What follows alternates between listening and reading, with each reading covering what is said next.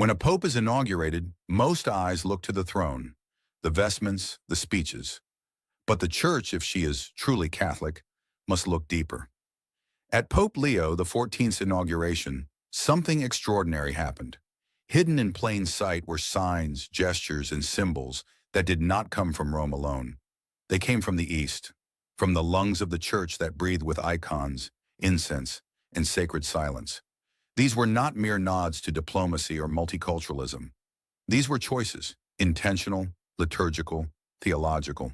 Choices that say, the East is not a guest in the church, the East is part of her soul. Today we unveil 5 powerful symbols of Eastern Catholic tradition, quietly but unmistakably woven into Pope Leo XIV's first Mass, and what they reveal about the kind of church he hopes to lead. Number 5. The Eastern Patriarchs at Peter's tomb, a living icon of communion. Before the incense rose, before the white vestments shimmered beneath the basilica lights, something deeply symbolic occurred. Away from the cameras, beneath the stones of St. Peter. As Pope Leo XIV descended into the crypt to pray at the tomb of the Apostle, he was not alone. Beside him were the patriarchs of the Eastern Catholic churches, robed in their ancient vestments, bearing the liturgical traditions of Antioch, Alexandria, Byzantium, and beyond. This was not a formality. It was a living icon, a powerful theological image made flesh. These patriarchs represent churches that have preserved their own liturgical languages, sacred chants, and distinct theological expressions for centuries, yet remain in full communion with the Bishop of Rome. Their presence at the tomb of Peter was a declaration that communion in the church is not built on uniformity, but on unity in diversity. And the decision to begin the inauguration with them wasn't just about hospitality, it was a prophetic sign. Pope Leo XIV, a man who once walked through the rural dioceses of Latin America, now knelt before the Prince of the Apostles with brothers who carry the scars of persecution, exile, and centuries of forgotten witness. In this moment, the church didn't just see leadership. It saw apostolic continuity. East and West gathered around the bones of the fishermen, not to compete for attention, but to surrender together in prayer. It was a reminder that in the heart of Catholicism, Eastern Christians are not secondary. They are essential. And under Pope Leo XIV, their voices are not being tolerated. They are being welcomed home to the center. Number 4. The Gospel in Greek and Latin. 2 tongues, 1 word of God. When the deacons stepped forward to proclaim the Gospel, the moment was charged with more than ritual. First came the Latin, solemn, stately, the voice of Rome. And then came the Greek, melodic, ancient, echoing the prayers of the East. This was no accident of protocol. It was a deliberate decision, one that pulsed with theological weight. By proclaiming the gospel in both Latin and Greek, Pope Leo XIV restored a moment of profound liturgical balance. Latin, the language of the Roman Church, speaks of the Church's missionary expansion, her juridical clarity, her global authority. Greek, the sacred language of the Eastern liturgies, carries the mystical theology of the Fathers, the poetic vision of the Cappadocians, the ancient cadence of the Divine Liturgy. To hear both languages, side by side, not in conflict but in harmony, was to hear the Catholic Church breathe with both lungs. It reminded the faithful that the Word of God is not confined to one rite or one rhythm. It is proclaimed through diverse tongues, but always as one faith. And to those with ears to hear, it was also a gesture of healing. Too often, the Eastern and Western churches have stood divided by misunderstanding, suspicion, and cultural blindness. But at that altar on that day, the gospel spoke twice, and both times Christ was present. That is Catholic unity, and that is the vision Pope Leo XIV is inviting the world to see. Number 3, the Marian icon beside the altar, a mother for the East and West. Set just beside the main altar during the papal Mass stood an icon, not a Baroque statue, not a romantic painting, but a flat golden image, Our Lady of Good Counsel. For many, it may have looked like simply a Marian image, but for those who know, it speaks volumes.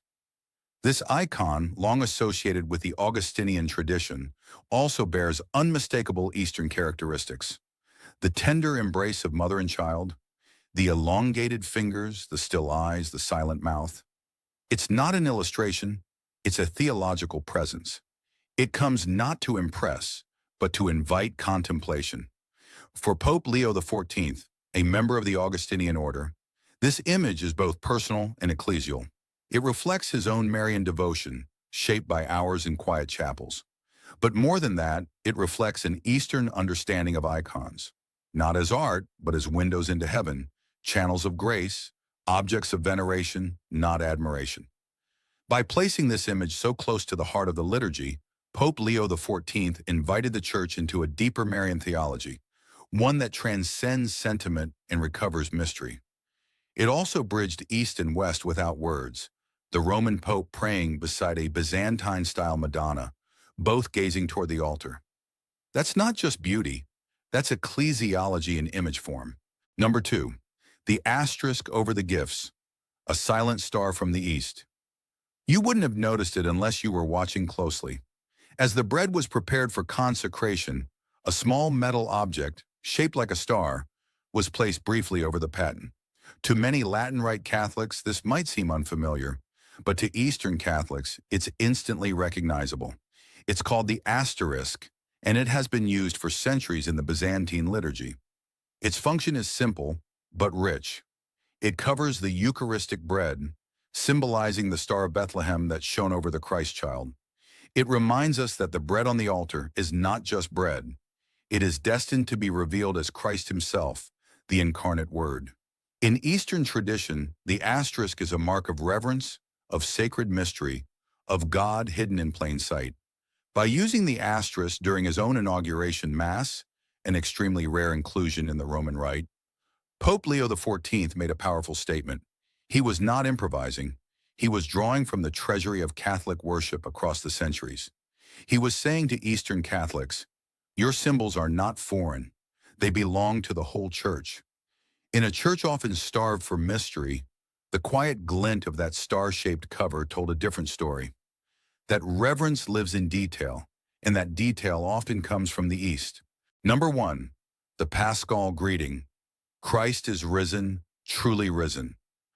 At the end of the Mass, as the Pope greeted the gathered faithful in various languages, he paused, and then, in a voice both pastoral and powerful, declared, Christ is risen. He is truly risen.